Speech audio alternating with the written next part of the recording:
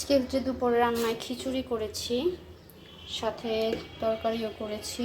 তো খিচুড়িটা হচ্ছে রুমে হচ্ছে ফ্যান ছাড়া, এসি ছাড়া, এই কারণে আমি খিচুড়িটা একটু হটপট করে নিচ্ছি যাতে খিচুড়িটা ঠান্ডা হয়ে না যায়। যেহেতু ঠান্ডা আবহাওয়ায় বসেই খাবো, একটু গরম গরম থাকলেই ভালো লাগবে, এই কারণে হচ্ছে ভাবে ইয়েতে নিচ্ছে। আর খিচুড়িটা এত সুন্দরভাবে ফুটেছে, মানে কি চালটা একটু বেশি পানি পেলেই হয় কি একদম নরম হয়ে যায়। তো যে কারণে হচ্ছে ভয়ে ভয়ে হচ্ছে পানিটা দিয়েছি। একদম সুন্দর হয়েছে খিচুড়িটা, একদম ঝরঝরে হয়েছে, একদম ঝরঝরে হয়েছে, খুবই সুন্দর। মাশাল্লাহ মাশাল্লাহ, একবারও বলি নাই।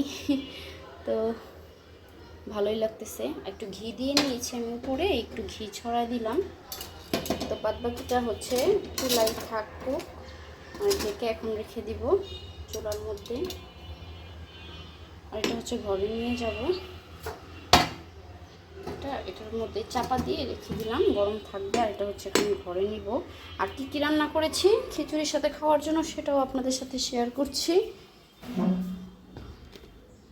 খিচুড়ি দিয়ে খাওয়ার জন্য হচ্ছে এখানে মুরগিও রান্না করেছি আলু দিয়ে, আর এখানে হচ্ছে কলিজা আলু দিয়ে ভুনা করেছি। আর এই তো খিচুড়ি গরম গরম হটপট করে এনেছি। আর এই তো শসা ছিল, আর হচ্ছে সাথে 2টা ক্যান আছে।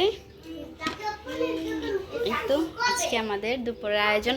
আর এটা ঘিও রেখেছি, ভুনা খিচুড়ি দিয়ে কিন্তু ঘি অনেক বেশি মজা লাগে।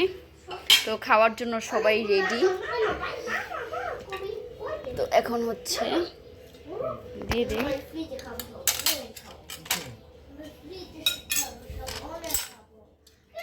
আর এই চামচটা নিয়েছি হচ্ছে ঘিয়ের জন্য। উঠান, এটা উঠান, এটা উঠান।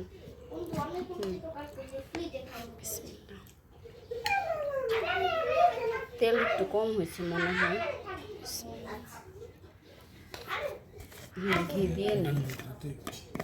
ওটা ধুয়ে আনতেছি।